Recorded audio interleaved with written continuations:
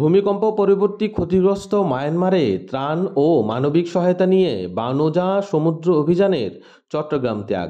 গত ২৮ মার্চ ৭.৭ মাত্রায় শক্তিশালী ভূমিকম্পের আঘাতে ক্ষতিগ্রস্ত মায়ানমারে ত্রাণ, জরুরি চিকিৎসা সামগ্রী ও মানবিক সহায়তা নিয়ে চট্টগ্রাম নৌজেটি ত্যাগ করেছে বাংলাদেশ নৌবাহিনী জাহাজ সমুদ্র অভিযান।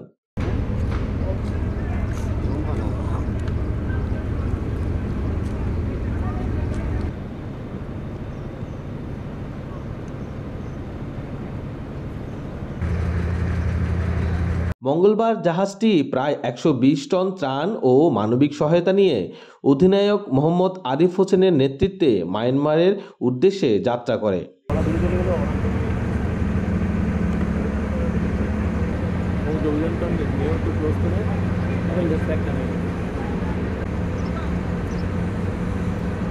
এই সময় নৌবাহিনী প্রধান অ্যাডমিরাল এম নাজমুল হাসান ত্রাণ সামগ্রী পাঠানোর কার্যক্রম পরিদর্শন করেন এবং মায়ানমার গমনকারী নৌ সদস্যদের প্রয়োজনীয় দিক নির্দেশনা প্রদান করেন।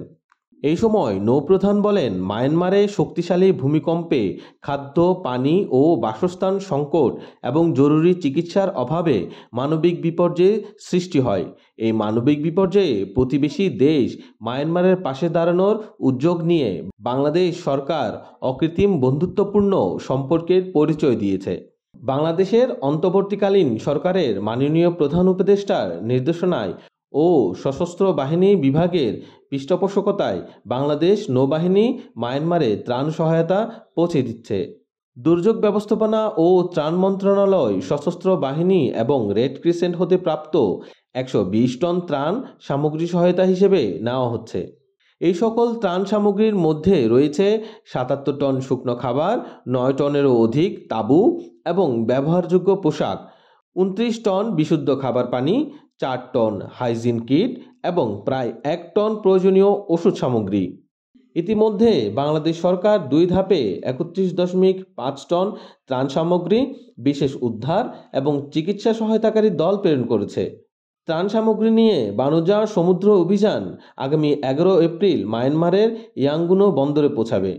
দেশটিতে পৌঁছে বাংলাদেশের পক্ষ থেকে মায়ানমার সরকারের প্রতিনিধি দলের নিকট এই সকল ত্রাণ সামগ্রী হস্তান্তর করা হবে।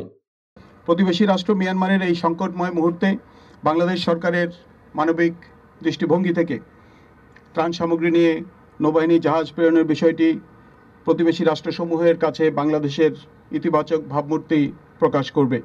পাশাপাশি এই ধরনের সহযোগিতাপূর্ণ মনোভাব আন্তর্জাতিক মহলে বাংলাদেশের সুনাম ও মর্যাদা বৃদ্ধিতে বিশেষ ভূমিকা রাখবে বলে আমি আশা করি।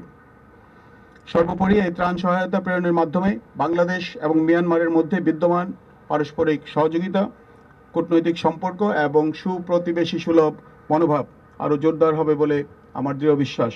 গত ২৮ মার্চ মায়ানমারের ভূমিকম্পের ফলে এরই মধ্যে ৩৫০০-এর অধিক মানুষ প্রাণ হারিয়েছে এবং আহত হয়েছে ৫০০০ জনেরও অধিক।